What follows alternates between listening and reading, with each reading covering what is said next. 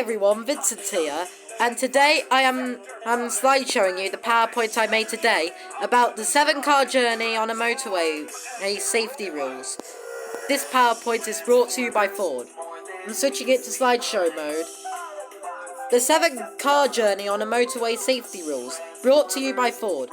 We are now going to explain the safety on a car journey on the motorway, and I am here for your safety and attention.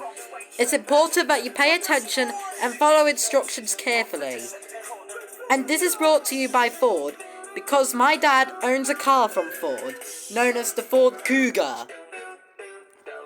This PowerPoint is sponsored by the BBC, bringing you Supertato, the series, based on the books by Sue Hendra on CBeebies. Yeah. CBeebies.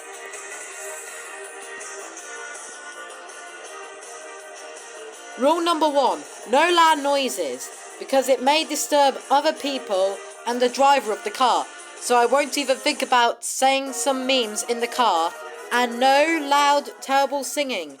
We must sing to the beat.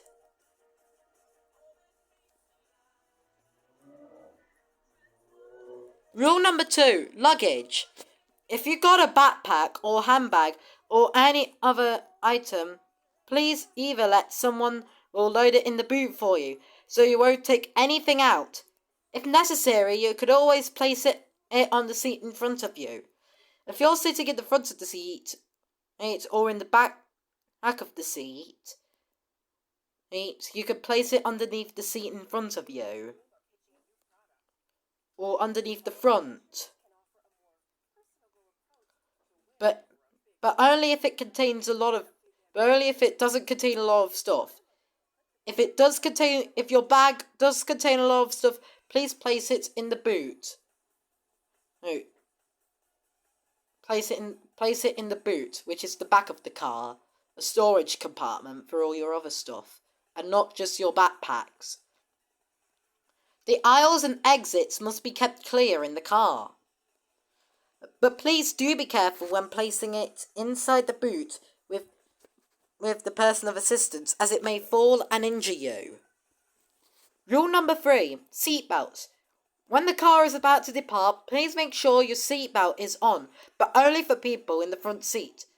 For people in the back seat, it is up to you whether you want it on or off. If there is an airbag attached, make sure it's not twisted.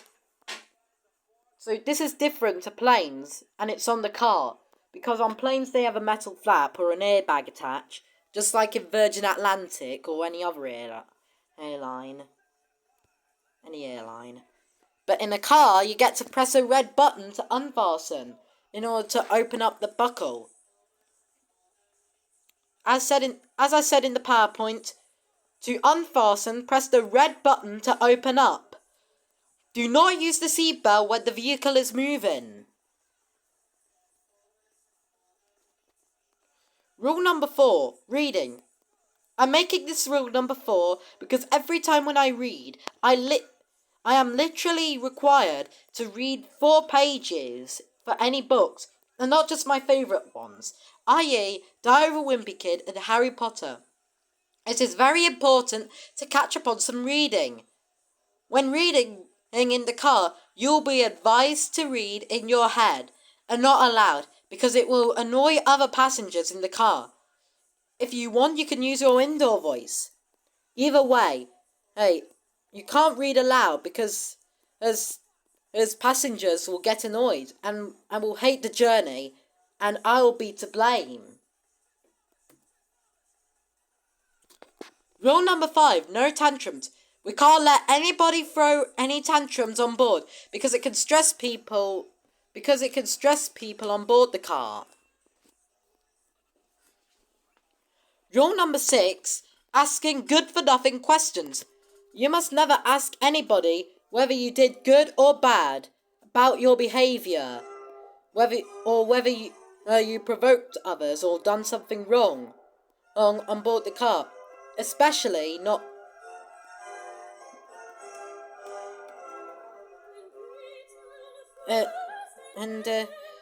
Especially not the driver, because it may stress people and the driver out.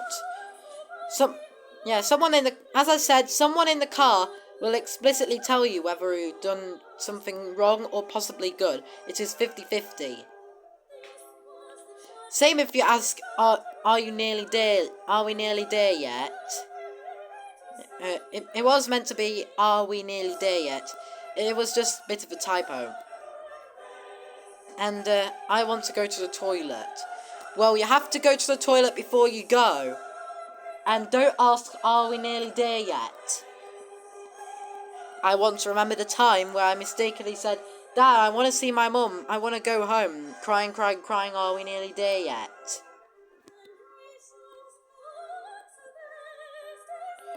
And rule number 7, and boredom, which is usually defined in brackets, feeling in the state of being bored. If you feel bored on board the car, you can always get into your bag and grab any activity book to do some activities. This year, as my Aunt Mary came over for once she given me a Marvel Avengers themed activity book with 365 activities in it, which is what I'll do if I'm riding in a car. Or grab a soft toy so I could sleep with them if I feel tired. You could always get on your phone and play a game or watch some movies if you downloaded it on Prime Video if you have it.